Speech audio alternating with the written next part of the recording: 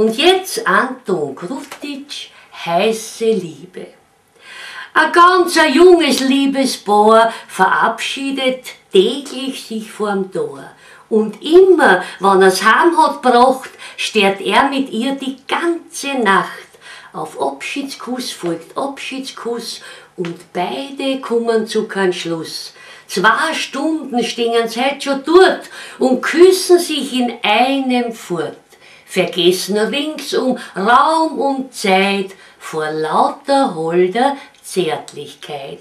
Und war Bomben explodiert, die 2, die hätten's gar nicht gespürt.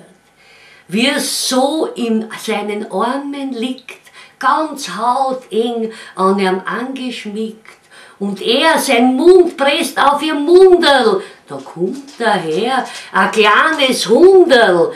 So ein Hunderl ist nicht blöd, weil es den besten Duft noch geht.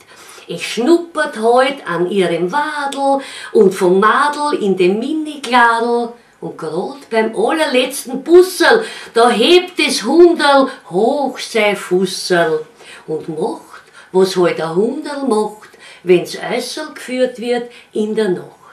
Und wie das Hunderl da so werkt, da hat das Madel was bemerkt. Ganz selig sagt's, du, ohne Scherz, mir wird zwar jedes Mal warm ums Herz, aber heut ist besonders süß. Heut spür ich's warm bis in die Füße.